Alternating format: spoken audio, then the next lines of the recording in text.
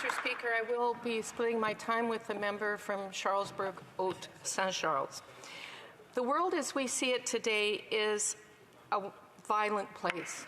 We have entered a new stage in great power competition, where those great powers seek to maximize their influence on a global scale. The once great superpower of the United States is now in a strategic competition with China and, to a much lesser extent, Russia. We have seen the traditional great powers that supported the rules-based world order, France, the United Kingdom, Germany, and Japan, under pressure from both Russia and China and regional rogue states like North Korea and Iran.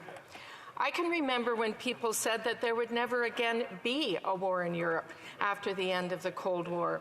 It was wishful thinking, Mr. Speaker. No sooner had people uttered those words than we saw the Yugoslav Civil War, Kosovo, the Georgian War, the Azerbaijan-Armenian War, the Russian seizure of Crimea, the Donbass, and now the full-scale invasion of Ukraine. Today, we are now witnessing the largest ground war we have seen in Europe since World War II. Russia was once a superpower and is now a great power in slow decline. It is a Eurasian land power with residual air and sea capabilities and has the world's largest nuclear arsenal. Russia has successfully developed hypersonic cruise and ballistic missiles geared to defeat Western missile defenses and weapons geared to destroy American port cities and flood them with radiation. The goal of its government and Vladimir Putin is to put the old Russian Empire back together with the Soviet Empire's borders. The threats of a new USSR threatens the Balkan states, and Poland directly. In the last month, we've seen a Russian army of over 200,000 men invade Ukraine in a ghastly war that has created millions of refugees and tens of thousands of casualties, with no end in sight. We are seeing evidence of a number of potential war crimes in the path of the Russian invasion and their retreat in the north of Ukraine. The People's Republic of China is a superpower on the rise. Time will tell the outcome of its strategic competition with the U.S. and its allies. It is important to note that the only successful drives for power between great powers and the international system was that of the transfer of power between the United Kingdom and the United States in 1945. It is very unlikely that we will see a peaceful transition of power this time around. China has the world's largest army, and it is well equipped. China now has the world's largest navy. It's a blue water navy with frigates, destroyers, cruisers, and amphibious ships, and their newest variants of those warships is as capable as their Western equivalent. China has 2 aircraft carriers and a 3rd under construction.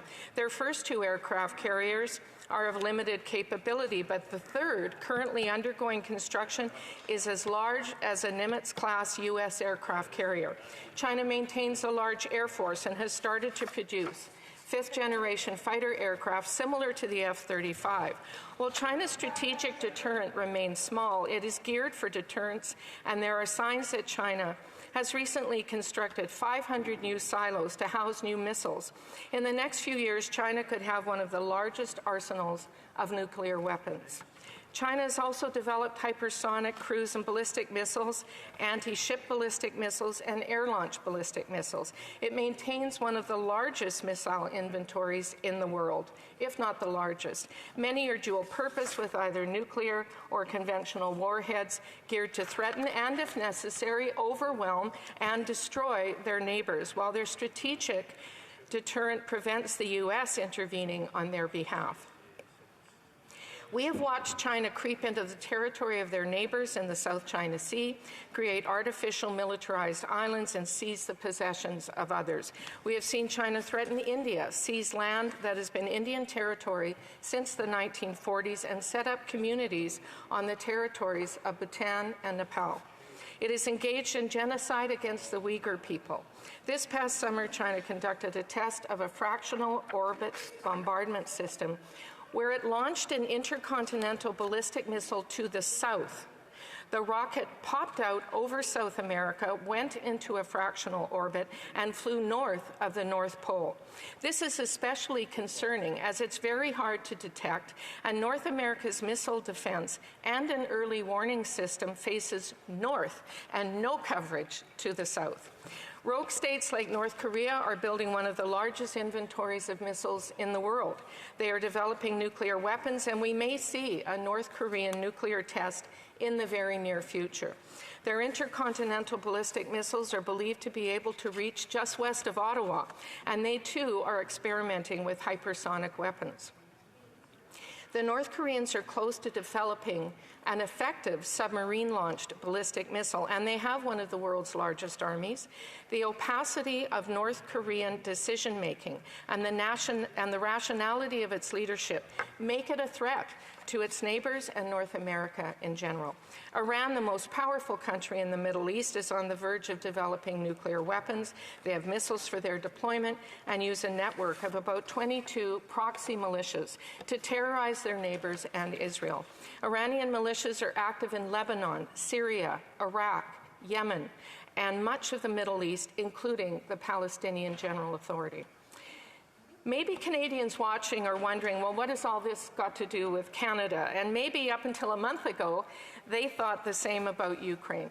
But I'm here to tell them and this House that the world is an unsafe place, and there is evil in our midst. The best way to avoid war is to prepare for it.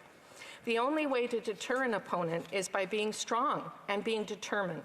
That is why we are members of NATO, NORAD, and the Five Eyes. Neutrality is not really an option for Canada, and we cannot take our own security for granted anymore. We can no longer assume that others will look out for Canada unless Canada pays our fair share and looks out for itself. Today's opposition motion before this House ahead of the coming budget is to say to this government that it is time to pay up and purchase the equipment we need for the men and women of the Canadian Armed Forces. Enough of the backslapping platitudes and word salads. We must live up to our shared NATO commitment of spending 2% of GDP on defense.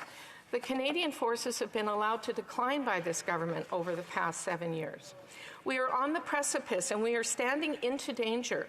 The government has a choice to increase spending to meet the NATO required 2% or not.